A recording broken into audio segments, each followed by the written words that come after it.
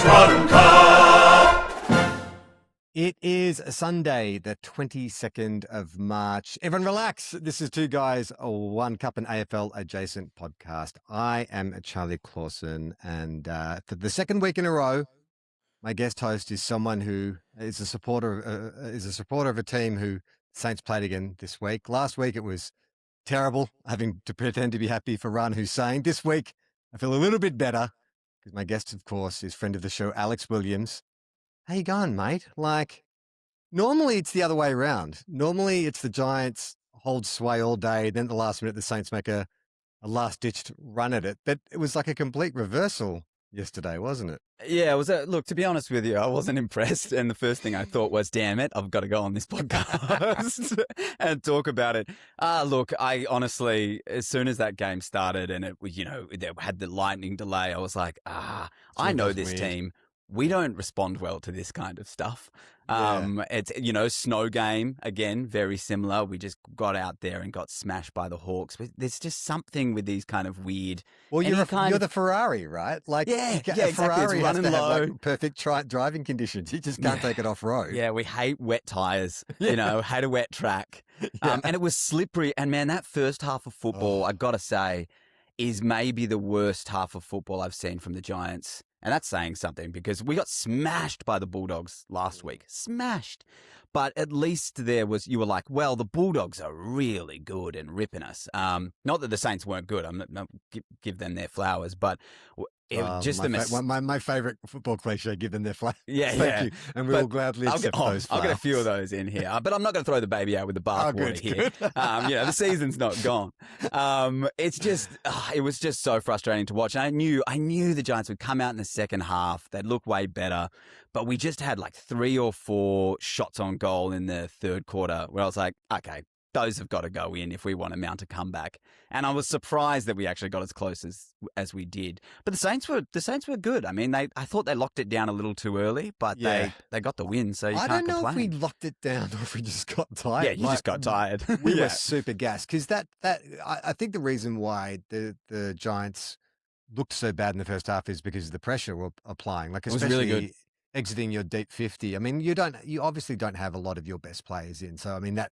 First of all, like, I was surprised how out and out favourites the Giants were going into the game. Because yes, we had lost 2 in a row, but I also thought the chatter around the Saints was like a little lopsided. Like, we had just lost 2 games, and it wasn't like we'd been humiliated. We'd been in position to win both games. We just hadn't got our shit together. We definitely came out with more intent. Like, we jumped you guys. The pressure was up, but I just think that type of high pressure game, it's unsustainable. And do you feel like the modern game, Alex, has it's bloody ping pong. It's basketball out there, mate. But there is a sense now where I don't trust any score line up until even 3/4 time. Like, it feels like any lead can be run down at any point because the margins between a team being 100% focused and being even 5% off. And you've got enough match winners like a Jesse Hogan or a Toby Gurney or Finn Callahan. Just takes one of those guys to catch fire. And so and that's exactly what happened is that, you had, what did you kick in the third? It was something insane, like 2 goals 7 or something. It was painful to watch. I was on my couch watching, which I very rarely watch from my couch, but I was up and back. Let's just say that. There was a few trips to the kitchen. I was pretty frustrated. But I mean, we had 7 of our best 23 out. And now Buckley's got a concussion, so next week we'll have a concussion in the final in the 10 last seconds 3 seconds of the game. But I thought like Windy came out and played really well. Like a few of, I also thought that the talk around the Saints in the lead up was brutal. I mean, I follow, the Saints through you and my friend Bart, who's a listener of the pod, and he just, I feel like they're kind of my second team. So when I hear these kind of like, it's just this, I knew going in it's a coin flip. We've been playing the same team with a lot of guys who, probably wouldn't get a game for 3 weeks. I thought that Hawks game, I was like, well, that's a massive win. And I was like, if we can just get to the bye at 2-2, I'll be stoked. So I was like, if we can beat the Saints or Collingwood, we'll take it. So we'll get a few players back next week and see if we can get the Pies, I reckon. And I think also too, like you sort of mentioned at the start, the odd start to the game I think was kind of underrated. And we're not the only ones who think that, because I'm not sure if you saw Ross Lyon's press conference, but just watch the way he brings it up with the reporters. Maybe got close to the end, but some pretty desperate efforts in defence throughout that second half that kind of kept you guys in front for long enough in the end. Well, I sort of prefer to start at the beginning. The start's the beginning of the end, isn't it? So I think, does anyone talk about the uniqueness of pre-game, or we just walk past that? Like, how many delays were there? 2 delays?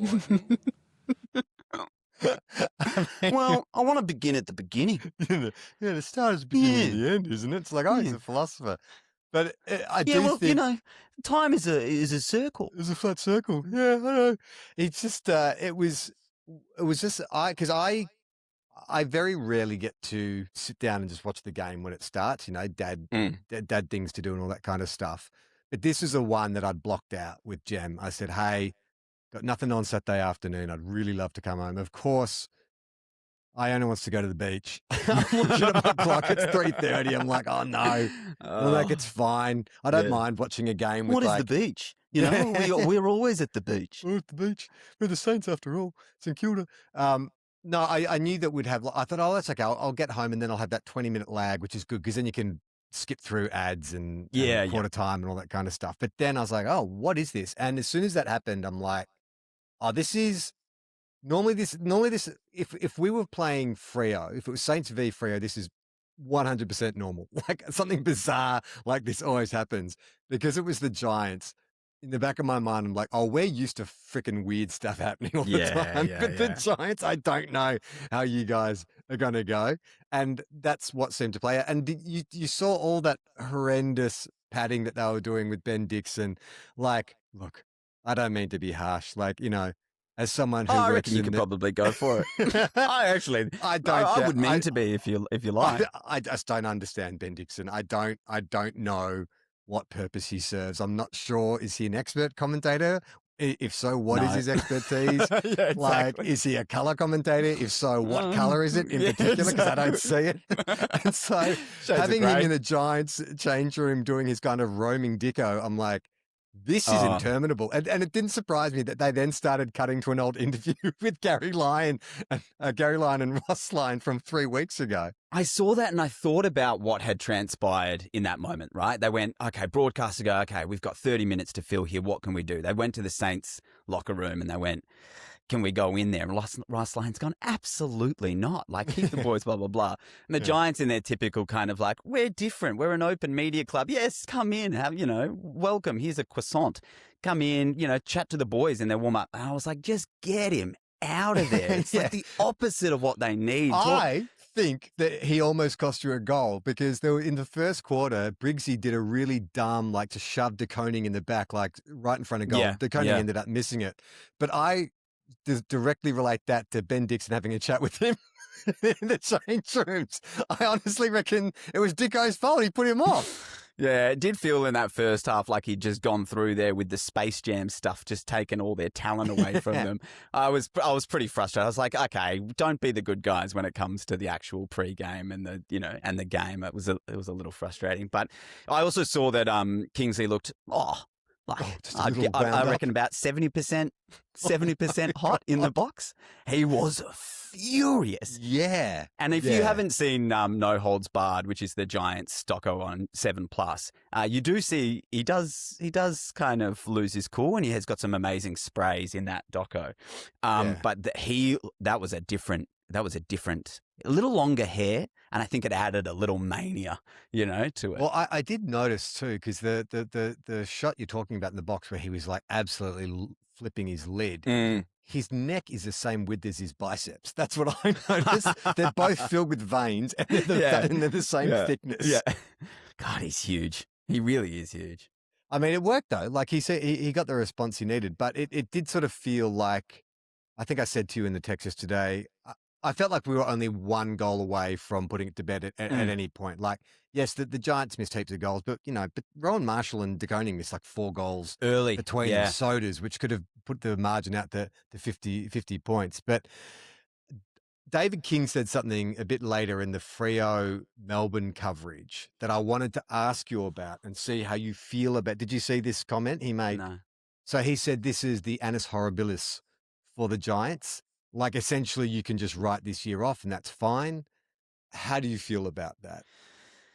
I feel like we kind of get written off a fair bit.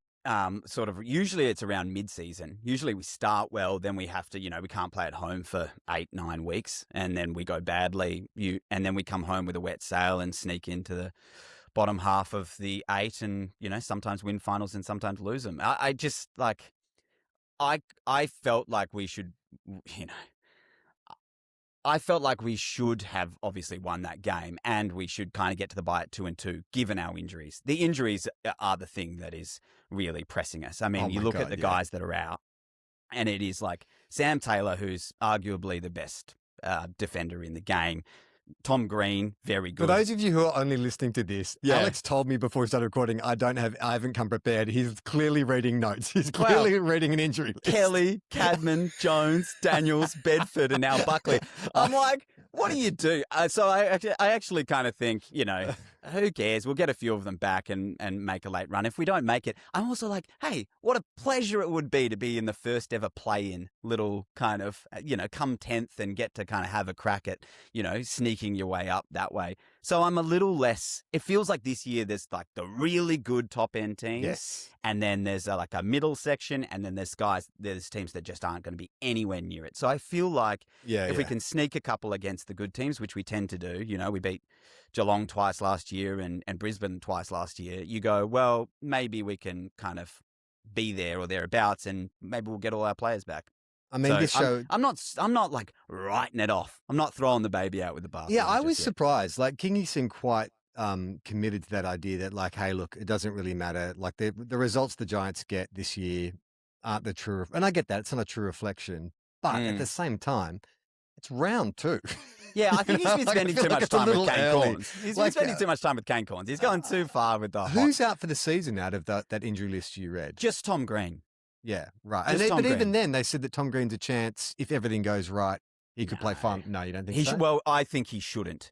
He shouldn't, because long term you need him. He's kind of and captain material. And you've got Clayton Oliver. Like Clayton's been great. He had 33 and a goal. It was pretty good. So I kind of go, they're not the problems. It's Taylor and Cadman and Daniels that are the big ones, I think. Yeah, I mean, it does feel like, and this is obviously the show's all about vibes, but I get the sense that, especially with the new rules that have been introduced this season and the high octane nature of the game, and we can talk about the hamstring injuries or whatever, but I think that there's going to be more one-sided games this year, just because that's what happens when a team is better than another team. Yeah, at getting a run on. Like the Giants pioneered that sort of style of football, which is that the orange tsunami run and gun.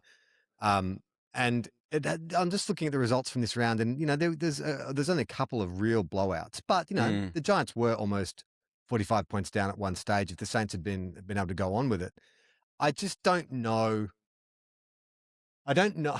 I feel like the gap between.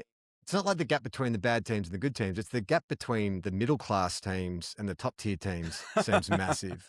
Like your Brisbanes and your Bulldogs and your Suns look amazing. And even Freo looked like terrifying in the first quarter yesterday. And I think that those teams not only have like a lot of just gun players, but have obviously been pioneering. Like the Bulldogs especially have been flicking that ball around for 2 or 3 years now. And there was a point even 3 years ago where people were saying that's the kind of game plan that'll never win you a flag. It's more of a chip, pass mark game like the Cats do.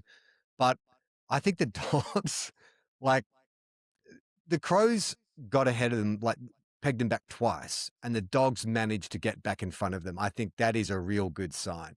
The Dogs have won 2 out of 3 games on the road.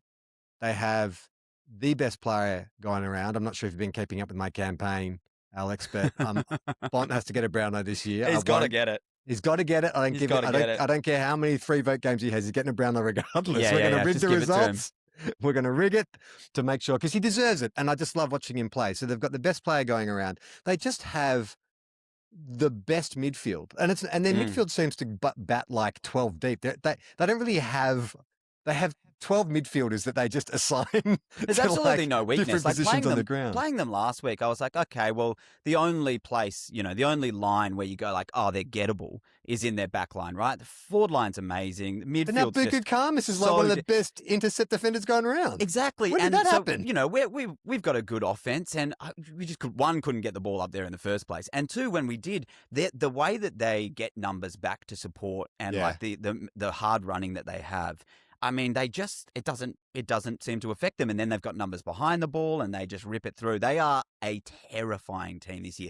But I will also say that, like, 2 years ago, remember when Sydney started the season and they won like 14, 15 in a row, and then just dropped off. That's probably wrong, but Yeah.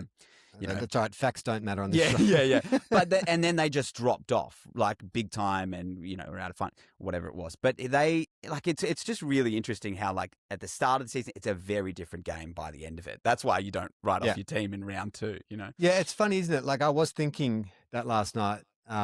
Like, the Suns and the Dogs have had a hot start. I mean, Suns have just got the easiest fucking draw. Like, They do. It's really Yeah. pissing me off how much the AFL is engineering the Suns' first premiership. Like, I don't think not even the Giants got this kind of like armchair ride, did they? No. Well, we definitely didn't, because every time we would kind of start to get good, Eddie Maguire would come out in the media and say, they're never going to lose another premiership in the next 20 years. We've got to take this off them. We've got to take that off them. So, no, we didn't. I mean, I also feel like there was a level where the people liked the Giants because we were in finals for a long time. Yeah. Well, 3-4 years before we had that like actual shot at a premiership. Yeah. And then it didn't work for us. We were down, and then we're back in finals, and we're always kind of competitive. So there's a bit of like, you've earned your stripes. Totally. While Gold Coast, first final last year, they won one, but now people feel like they're just going to win from there. But I do think that like you'll lose some before you win one. Yes. Yeah. I mean, well, they just don't know the MCG. Like, I did think it was. How could they? Yeah. Well, it's hilarious that They never play there. Their president has come out and said, we'd like to play more games on the MCG. It's like, well, duh, yeah, like that is. But you're not going to, like, it's just. So would St Kilda. Yes. So would so many, a bunch of Melbourne teams. But they're just not going to get the numbers. It would make absolutely zero financial sense. And also, you've played finals once. Like, just calm your farm, dudes. Like, let's see it consistently, like the Giants have done, and then maybe we can talk about it. And I'm still, as someone who lives only 45 minutes from the Gold Coast, who's gone to watch several games at whatever that stadium is called now. Is it People First, or is that your stadium? No, it's not ours. Ours is Angers. Angers, yeah, they're People First Stadium. Right. I just don't think people give a shit, really. Like, it doesn't have the same. I've seen plenty of games at Angers and plenty of games at People First, and there is a vast difference in terms of the engagement. Oh, really? Yes. Interesting. Yes, it's significantly the crowds are a little bit bigger at Angers, but the investment in the team is a lot stronger. It's just like that part of Queensland. Like, there's so many professional sporting organisations have tried to get a foothold in there, and I just think that, I don't know, culturally or whatever, the stadium is also in a weird spot. I did have a listener write in, because I made the same complaint last week, saying, oh no, there's shuttle buses. Like, yeah, of course. It's not the same as having an SCG or a Marvel Stadium, or something with infrastructure around it where people can socialise before and after a game. So I think it's going to be tough for them to just grassroots grow it, even though Queensland has this enormous support and there's momentum for men's and women's football growing. I don't know, like, I kind of feel, here's my nerdy analogy, the Marvel Cinematic Universe was built from the ground up, right? Like, they started with individual characters and they brought them all together for the Avengers. DC went the other way. They just tried to put them all together in one film, said, here you go, here's your super team, and no one wanted it. I worry that that's what will happen with the Suns. They are a super team. Imagine how depressing it'll be if they win a flag and then they take it back to People First Stadium and like 1,000 people show up to kind of like celebrate with them. It'll just feel hollow. And this is not a... There'd probably be more than you'd think, like, that support them, right? Like, their membership's got to be close to 30,000. Like, do you think that 1,000 people will rock up? Really? It is. I mean, the Giants are at 30,000 already. We're going to probably break 40 this year. And I reckon, and theirs is just under ours, I think, usually. But are they real memberships or are they like pet memberships? They're Western Sydney memberships. So. That can't be right. I mean, I'd be Well, we've got a lot staggered. of members. yeah, in you're right. Canberra as well. Yeah, 30,000. Mm. Well, that was in last year. Yeah. 30, just over 30,000. I think as well, success, like getting into finals and having that campaign last year will kind of get people more involved and, winning a final, and people will jump on board, surely. Yeah, right. Well, the problem is like in Western Sydney, right? People say the same thing about the Giants. You go 35, whatever it is, 1,000 members at the moment. And they go, why is, on the weekend, why is there only 11,000 people there? Or against the Hawks, why is there only 20,000 people there? And you go, well, there's 20,000 people there because the stadium holds 22,000 people. And there's 10,000 people against the Saints because people in Western Sydney, the culture isn't really to go to the game. Because it's NRL heartland and soccer heart. Like the culture is to just watch it on telly because it's kind of better to watch those games there. So and we've got Canberra as well, but it's growing. Like it's slowly growing. You just gotta keep invest. backing it in. I kind of find it hard to hate. Maybe it's the expansion club. Yeah, expansion. Exactly. But I'm like, who cares if a little club wins it? That's fun. I'm not arguing the integrity of the supporters. What I'm saying is that I think the way the Giants are growing their game makes sense and is more organic. I don't feel the same way about the Suns. It's like I said. Let's go back to the Avengers now. Yeah. We won't. Something we can all understand. Exactly. We can talk about the Suns a little bit more though, because they absolutely pumped the Tigers. Although, having said that, it was a weird game. Because the Tigers, and this is what I've noticed about the Tigers, I know a lot of people are bullish about them, and I too am. I think that, they're on the right track. I think a lot of great kids. They were sort of, they were leading at one point in the second quarter in lockstep, and then the Suns just put the foot down. Petrarca is, hopefully this hamstring is not as serious as it looked. It looked like a definite, sort of 3 to 4 weeker, considering just the way he started. And I had Rana on last week and I was like, how does it feel? And she's like, well, it's the ex-boyfriend, isn't it? It's wow, he's lost weight. He looks really good. He seems really happy. He used to smoke weed and eat Ben and Jerry's every night. Yeah. And now we've been apart for 6 months. He's taken up boxing. He's got an amazing tan. He looks, he had me scared for the Bont this year. Like, that's how good he looked at the start. I was like, that's, if he keeps playing like that, he could easily, because it's flashy as well. It's flashy. It looks good. He scores goals. You go like, that could be a Brownlow as well. But maybe now that'll slow him down a bit for the Bont, for your campaign for the my Bont. campaign. But I like the way that Brownlow, that Lynch is playing at the Tigers at the moment, where he's just playing angry at the end of his career, just trying to hurt people, seemingly. What do you mean at the end of his career? Like, he's been like this for 10 years. Yeah, true. But it's just funnier when they're losing, isn't it? There are certain players whose on-field persona I always think I cannot imagine liking you if I met you in real life. And I'm sure if I did, he'd be a great guy and would, have a laugh or whatever. But probably not. Probably not. I mean, I often feel like your first inclination is often correct. He's just such a bully. Like, he's just such a bully. He's this big, strong guy. Like what he did to is it Matthew Dean, who's the Carlton player last week when he pushed him into the into the post. Yeah. Then took his pocket money. Yeah, exactly. Pulled his pants down. Yeah, wedged him. Jumped in his dad's Lamborghini and drove off. I mean, it's the competitive edge, but it's kind of like, I mean, now that he's done a hammy as well. I mean, let's talk about this spate of hamstrings. So you had Nankervis and Lynch go down for the Tigers. You had Caminiti in the Saints game, Petrarca. Like,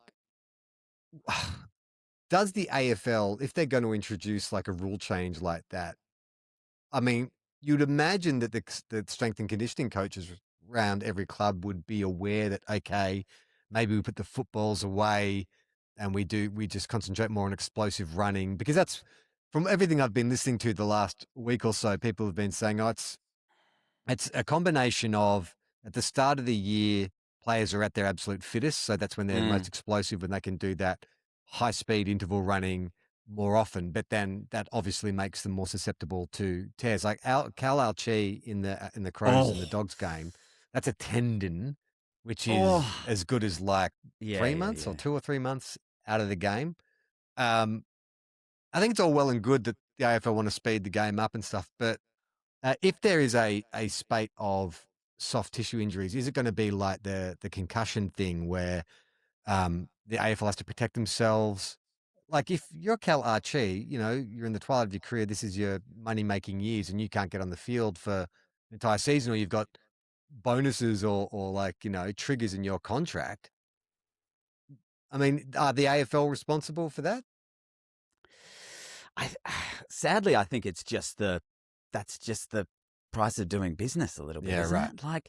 it? As much as you kind of go like, oh, okay, well, the game's sped up, the style of player is changing, who you draft, you're going after those Butters guys, those Finn Callahan guys, those guys who can do high speed minutes, and now they have the technology with the GPSs to be like, hey, at quarter time, you've done this many high speed meters for that quarter. We know you can do more sprint efforts, more this, more that. So they use that in their coaching.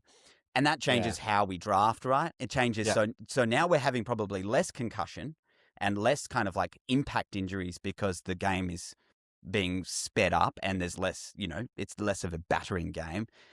So maybe we've got more hamstrings and less other kind of contact injuries. So it's like, which way do you want to go? I kind of think that the game is more exciting the way it is played at the moment, but I do miss the kind of crash and bash. I don't like the stand rule, like at the moment. I think it's too much of a disadvantage to the team that's defending. You can just run straight past them. Like the fast players just run straight past them. Lockie Ash and Finn Callahan did it 5-6 times where they just go, okay, well, I'll just run past them. They're gone from a standing start. They don't stand a chance. I think I've got a fix for it, because you know what I think is the big disadvantage, and it's happened in a few games I've watched, is they'll have the stand rule, but they'll also play the protected zone rule as well. So you've got the stand rule, and then you've got a player looking to get the receive and the defender trying to stop that from happening and then cutting in within 5 meters, and then they pay 50 meters. It's like, well, it's too much of an advantage now. Like you're basically making it impossible for the defender to mark his man.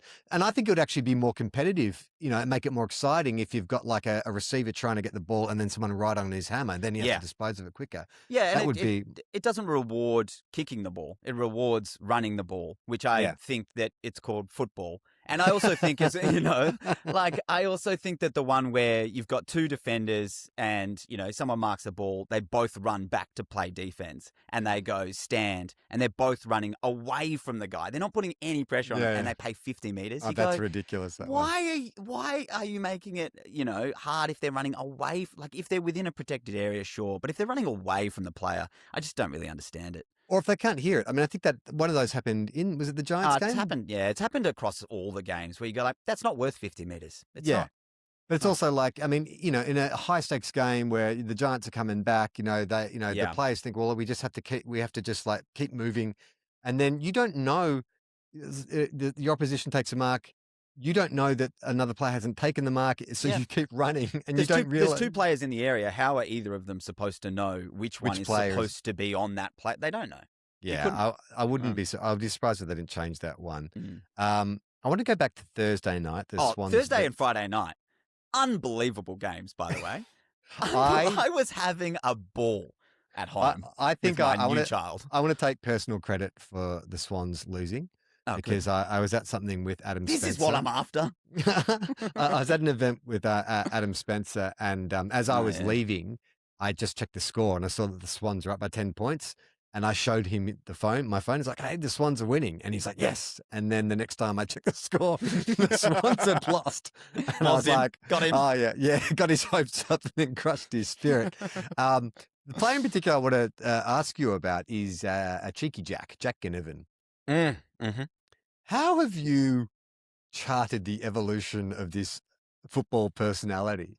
Because I must admit, I've always liked Cheeky Jack, always been a fan of Cheeky Jack, love a bit of love a scallywag in the AFL ranks. But I've actually heard him speak a few times now. I had no idea he's a massive footy nerd. He's one of those guys who just lives and breathes football, loves the tactics, loves the history of the game, loves stats, all that kind of stuff. And then to sort of see him, he's one of those kind of low possession, high impact kind of players. Yeah. Bit of a barometer type player. What's your take on Cheeky Jack? I think it's amazing what peroxide does to people's opinions of people. Peroxide and a glove, and you're like, fuck that guy. Yeah, fuck that guy. You know, Exactly right. essentially, I think that's a huge part. Like if Cheeky Jack just had a normal haircut Yeah. and, you know, didn't wear a glove and kind of, I love it. I mean, I love players that have personality, right? Like him and the Wizard, you go, oh, we know what the Hawks are. That's their personality as a team. That's their kind of, you know, MO. And I mean, he was good against us in that final last year. I feel like he is a better player than I think he's going to be every time I see him play. I go, oh yeah, Jack Ginnivan, yeah, you know, discarded from Collingwood, blah, blah, blah. And every time I see the Hawks play, I go, geez, he has a lot of impact. You know, like, geez, he plays smart. hard in the right way. Yeah, he's a smart footballer. I think that, and we all felt, you were so right. We all fell for the peroxide. We're like flush in the pan, attention seeker, and obviously the off-field stuff, you know, contributed to that as well. Sure. But I think it's like, you sort of forget that these guys are kids, essentially, you know, when they start the game. And then if you give them an environment, I mean, Hawthorn is almost like the perfect club for him to go to, the family club, you know, great pedigree. Sam Mitchell, you imagine, isn't going to tolerate, you know, many dickheads playing under him. But who? No. Go on. All right, sure. Or playing with him, I guess, is probably the exception. Right, But just to sort of see, because that the loss to the Giants now is even more baffling. Seeing like how Hawthorn have played in the last 2 weeks. I know they only beat Port, but you know, the Swans are a good team. But the Swans without Isaac Heaney and Errol Goulden, it is a significantly less impressive unit. It is. I mean, like, to be honest, I'll be honest with you, I'm super surprised we beat them. Like, I was going into that game going like, this could be tough. And we beat them comprehensively. Yeah. As well. We just smashed them in the midfield. We looked, you know, $1 million. Which is that is the one area you could say that they're a little short. I mean, they are short. Great. They are short. And they need Will Day to come back. But that if they have a weakness, it is definitely the midfield. Definitely that. And I also think they're against kind of the best clubs, the best defenders. Their tall defenders can struggle a bit. But the thing is, you know, even when their talls are struggling and dropping marks, when you've got the Wizard kind of ripping about at everyone's feet, I mean, that, like, watching him play at NG Stadium and just the turn of pace that he has, you're like, he's not even touching the ground. He's doing Roadrunner. It's unreal. Like, it's so fast and he's so small. And, he's you know, so tiny. And when he takes looks these like, marks, I don't understand how he can control. The ball looks like it's half like his torso. I don't understand how he can control it. For every 5'6" king out there, it just gives you a dream, doesn't it? Yeah. Like, it just gives people. Have you seen his ad? You know, I'm kind of obsessed. I have now. With actors. So, all right, you are a professional actor as well. Mm-hmm. First of all, the ad makes 0 sense. Like, no one is looking for a wizard on Seek.com. It's not a job. And also, like, what are they saying is he's an actual wizard who can do wizarding stuff. And then, so like it's Harry Potter world. Like they, I understand the joke, right? I'm not a complete moron. But nothing is consistent. Nothing is consistent in this Seek commercial. I feel like when they came and pitched that ad, they were like, okay, we've got this idea. Okay. And then they went, all right, now we're going to write it. He's a wizard and, you know, is it Seek.com? Seek, yeah. I've seen it 10 times. I don't know which brand it is. That's usually not a good sign. Not a good sign, no. But it's, you know, and then they just failed to make a funny joke, essentially. They had a good concept. They just had the wizard. That is the joke. That's it. That's the joke. Yeah. But there was no level on top of that or under, like anything going on where they had a chance to do something Harry Pottery or make a reference. And they just, or have him sort of deny being an actual wizard. Like that should have been that's it. Funnier. Like, play against and then at the last minute, right. like, you know, he makes something float through the air. I mean, it's ridiculous. Come on, Seek. Seek is actually owned by Andrew Bassett, president of the St Kilda Football Club. I think it's a great ad. I think they've done a tremendous job with it. I know which box you're sitting in. I want to go back to the Bulldogs game against the Crows. Look, I don't know what it is about the Crows. Maybe it's, you know, the PTSD from 1997, but I love it when the Crows lose at home. It just warms my heart.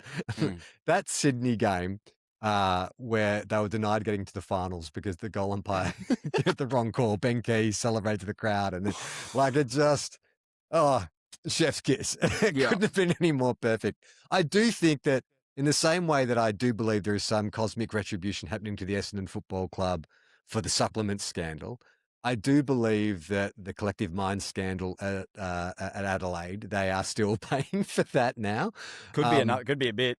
Could be a few years to go. I do love a goal celebration when it hasn't gone through. I think we saw that this week as well. Or maybe it was last week with Paddy Voss had a big one. Yeah, that was where he last was week. off Yeah. and last week, and he was Yeah. off, and I was like, yeah, that looks like it's gone in. And the turnaround, Yeah. the shame, the, Brian not Myers looking at let him know anyone. It's all really about it. tough. I think it's Adelaide fans have got to be up there with the saltiest when they lose at home, surely. Oh, yeah. And you get it, right? Like the pride of South Australia and all that stuff. But it is interesting how, like, you're a Western Australian, so maybe you understand this more than me growing up in a 2-team town. But the amount of attention that Matthew Nicks is getting now about his game plan and whether or not it can hold up, because it's a bit like the Geelong criticism of like it's old fashioned. Because when they go fast, which is what they did when they got their noses in front, it just turns out the Bulldogs could do that game even better than they could. But who would want to be a coach of Port Adelaide or Adelaide? Oh, yeah. Even more so than WA. I kind of feel like there's more stuff to do in Western Australia when your team's not good, so people don't hold it against you much. But in South Australia, it's a different story. It's like, if I don't have this, I got nothing. It's hard with Matty Nicks because if you look at that team, you go like, do they have really the same kind of gut runners that the Bulldogs have and stuff like that? Can that team actually compete playing that fast style of football for a full game? Like, we know the Dogs can, we know they're fit enough, and the Giants try and do it. And there's a few teams where you go, they can do it. And it's the same with Brisbane a little bit, where they do kind of switch between kick mark and then go fast at times, right? And they have a lot of those. And then at the end of games, they have kind of, fuel in the tank to finish off strong. I mean, also losing like that to the Bulldogs, like, you can't get too angry, can you? Like, it was cracking. I mean, let's talk about Oscar Baker. I mean, the classic 8-possession, 3-goal game from a guy that you think you know his name, but you're not quite sure. No. But I love, and I like, do you know the comedian Cameron James, Sydney comedian Cameron Yeah, I do. James? Yeah. He looks a lot like, well, I used to think he looked a lot like Cam James, but now he's got the handlebar with the big white headband. Don't you reckon he looks like a guy who's done like 3 tours of Nam? Like, he's just come back 100%. and he's seen some shit. He's seen some shit.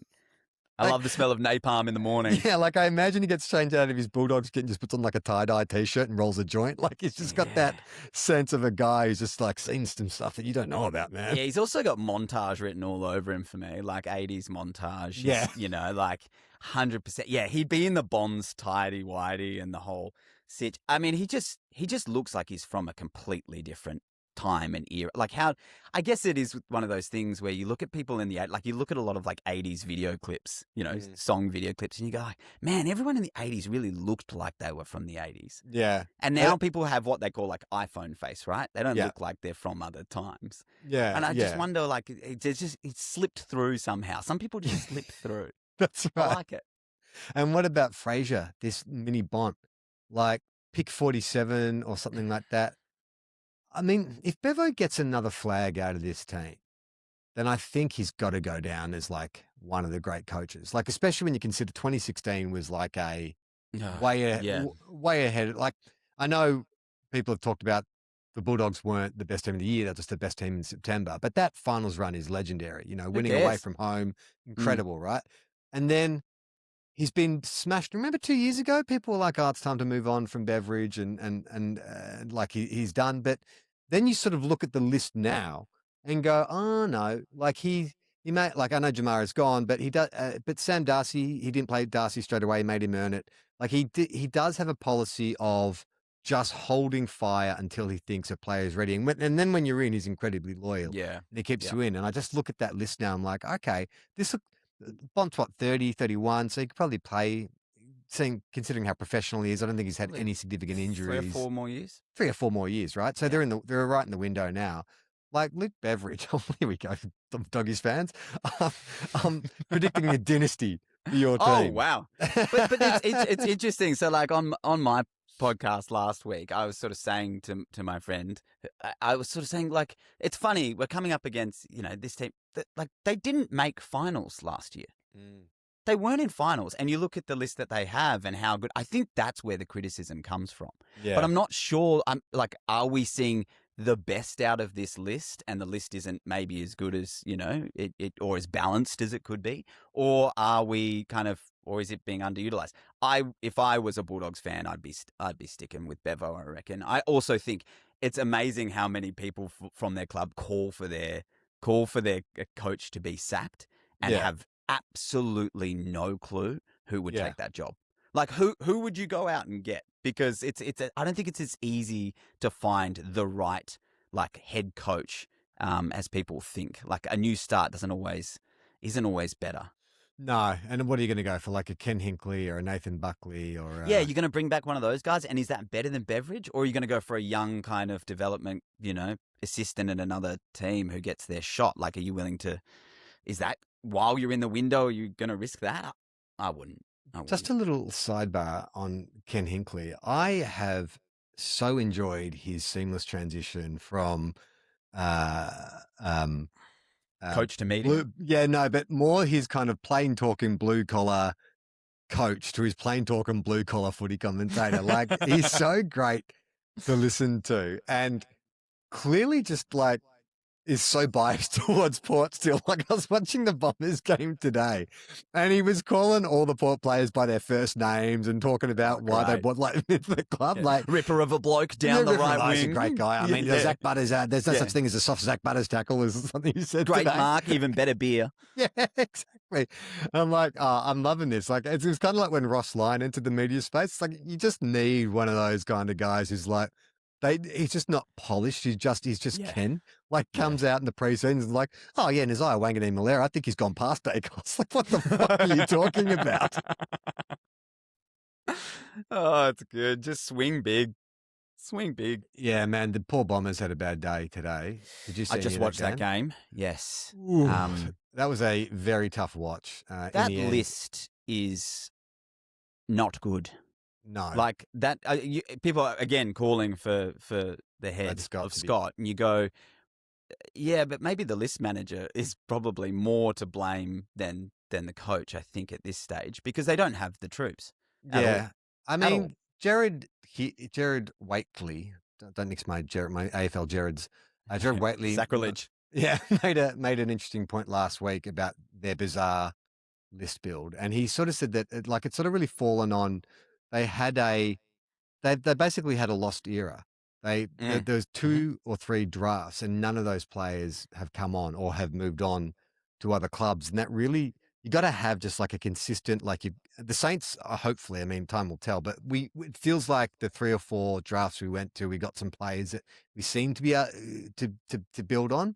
But it only takes 1 year to not come through, which was all through the Richo years where just, none of those players, or, we would pick a Paddy McCartan or whatever. None of those players came on. And I think that's what's happened to the Bombers. But the problem there, and it's a bit like Carlton are in the same boat a little bit, is the players they bet on heavily have either moved on. I mean, we sort of brushed over the Charlie Curnow of it all in the Sydney game. But I was sort of last week with Rana saying, oh, this is cool. This is what Charlie wanted. Like he goes and kicks 1 or 2 goals a game and, doesn't get hassled in his prime time. This is like a win-win for the Swans and Charlie. But then watching on Thursday, I'm like, actually, I don't think he's trying. I think he kind of maybe this isn't a win-win. I think that maybe he should be 2 goals seems fine on paper, but to go completely missing for 2 quarters when you are the marquee forward, like when you think about the Barry Halls and the Lance Franklins, it's very rare that those guys they weren't Charlie Curnow for all his incredible skill and is not an imposing forward. Like when he gets on song, of course, but the problem is when he's off, he's just completely invisible. Yeah. I mean, he kicked those first 2 goals, I think in the first quarter, and they were both from basically pushing Battle over and, kicking them from the goal square. And then as soon as Barris kind of unsighted. I do think with Sydney though, him coming over, he's always, whether he plays well or he doesn't, he's always dragging the best tall defender. And it just means Amadi and their other kind of talls like McLean or... Yeah, I guess so. Was it McDonald kind of get more of a chance of it? I just feel like, especially at the SCG, where, one kick from the centre square is So dumb. basically in the goal square. I get annoyed watching games of the SCG sometimes. I hate it.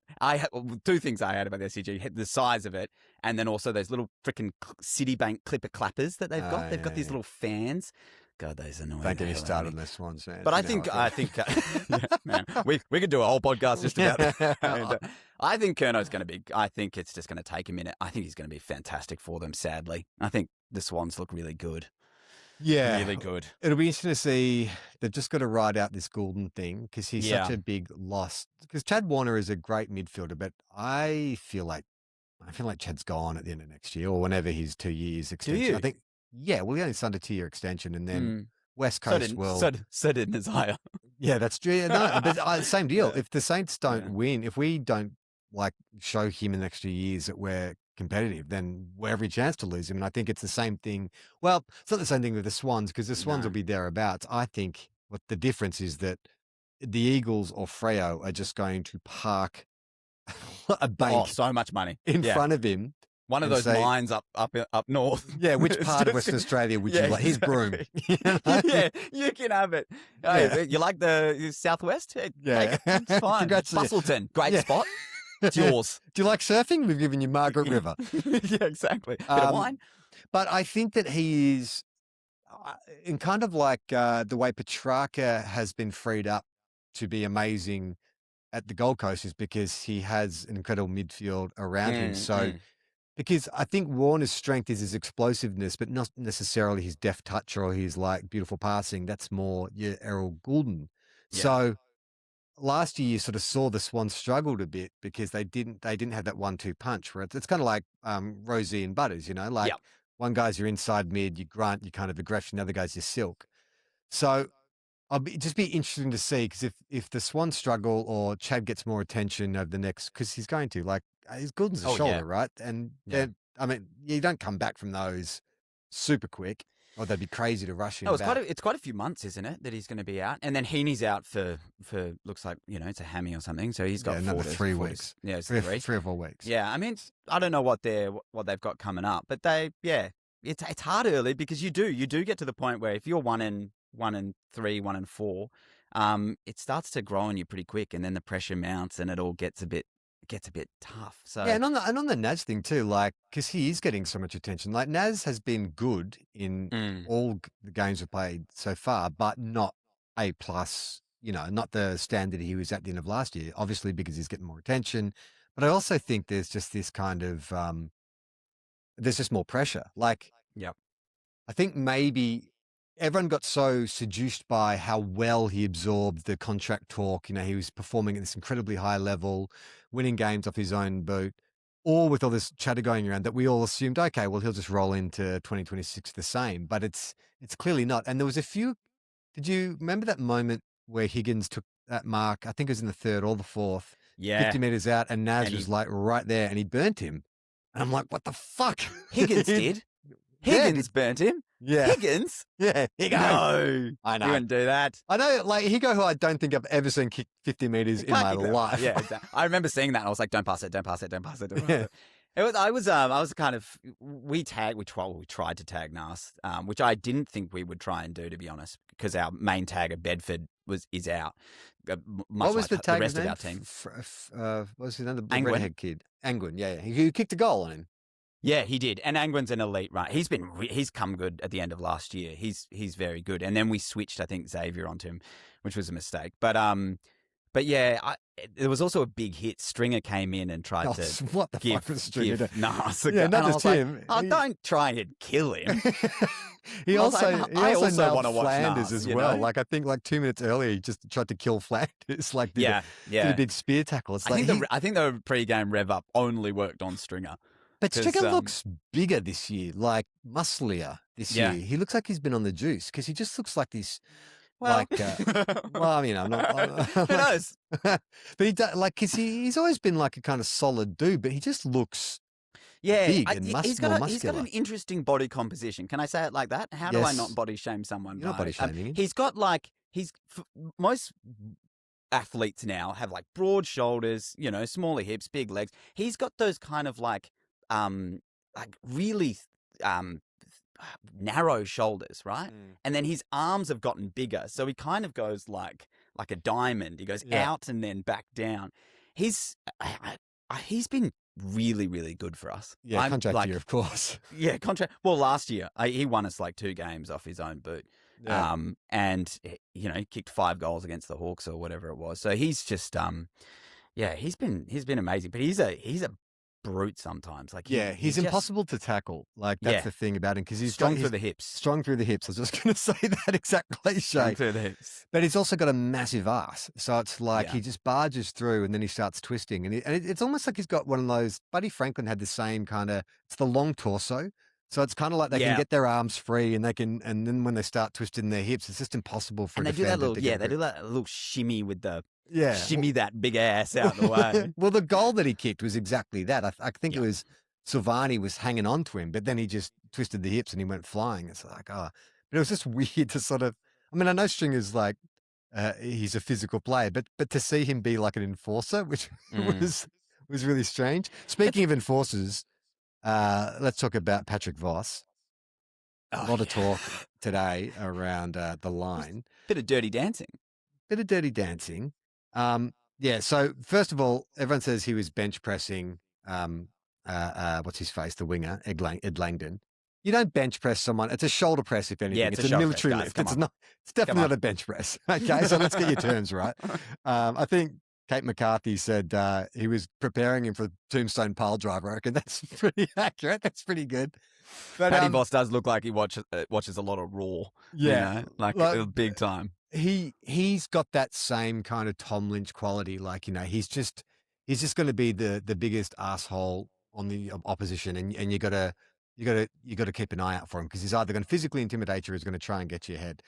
The thing I found interesting about all this talk about, like, did he cross the line by, the crying motion to Harrison Petty and patting his bald spot and all that kind of stuff. Like, I mean, first of all, sure. Like, I don't think we should be pointing out people's physical features as a point of like making fun of them. Like, but Stringer does have narrow shoulders. But this is exactly it, right? So I was watching the Footy Show 9, the Sunday Footy Show, and they had a very serious discussion about, and Lloydo's saying, "Oh, this is inappropriate," and Damien Barrow, "I don't like it." It's like, is this the same Footy Show that calls Tony Jones chompers on a regular basis and just loves like stitching each other up and calling each other? He's got his head as big as a boarding school pudding and all that kind of shit. It looks like a bloody pencil. Yeah, what are you talking about? Like, to see these guys suddenly take like the high moral ground on what is acceptable in terms of like bullying and banter on the field. I'm like, give it a rest. Come on. Yeah, it's a little bit of hypocrisy maybe, potentially. But I look at that stuff and I go like, did it, has it really done any? Like, I actually don't mind the military press. Yeah. I have no problem with the military press.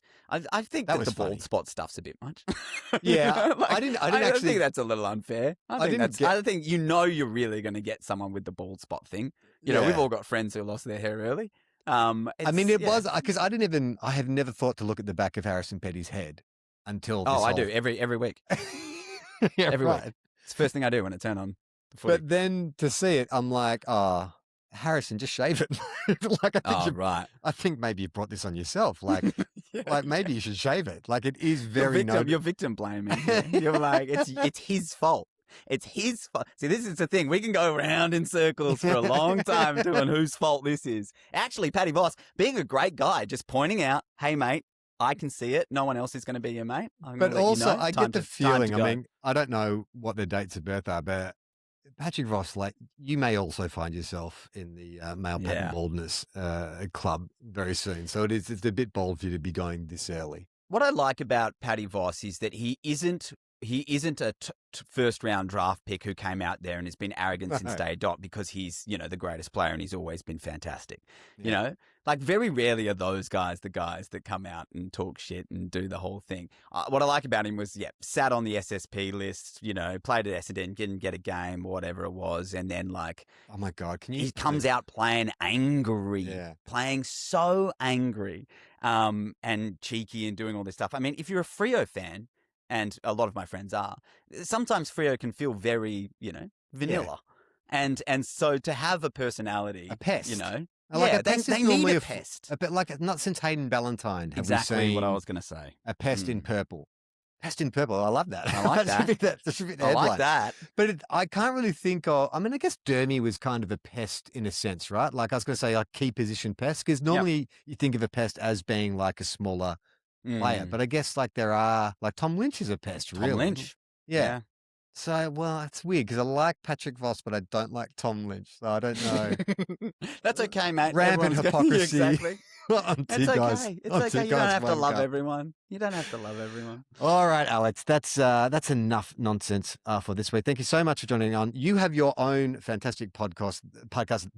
They I do have a may podcast as well. a podcast and a podcast. They may become giants, which is a Giants focused podcast, of course. Where can people find that? That's right. They might become giants. You can find it on YouTube. We jumped on YouTube this year. I've noticed. It's a podcast where I'm trying to get my NRL mate into AFL. We go through giant stuff, but then we have like a big segment towards the second half of the show, which is all about AFL history, where we go back through all the different clubs and different players and, the history of, the great game that is AFL. But we also do like live events. So if you want to come to the Guildford Hotel this Friday night and watch the Giants play Collingwood, come along. There's, a bunch of deals. We give away a bunch of stuff. It's good fun. Prizes. I know, Friday I've been night doing- at the I've- Guildford Hotel. I've been following it on social. I'm like, this actually looks like a genuinely fun night out. It actually, it is. I mean, it's a niche podcast. We understand that. Hey. But, You're talking to the nichest of the niche. But we, we get like over 100 people come to a pub in Western my Sydney where God. not much is going on.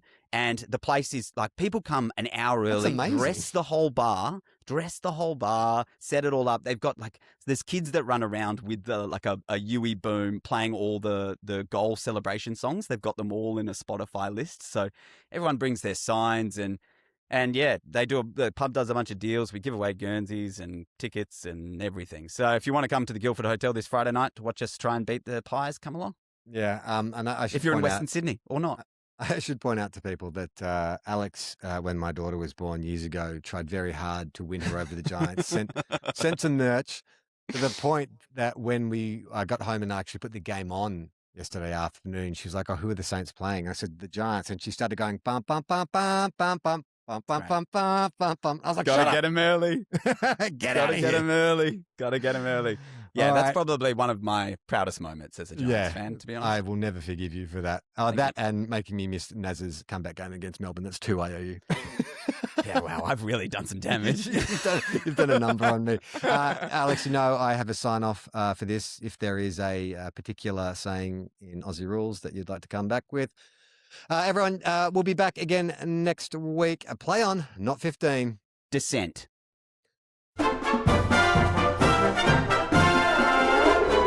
Little footy-loving dickheads, dreaming about a Premiership Cup. We love our clubs, but they never win. 2 flags in 100 years. The shit house. If you think we'll be insightful, clever, or just well researched, we're here to say that's not the case. We'll just go out and wing it. We are 2 guys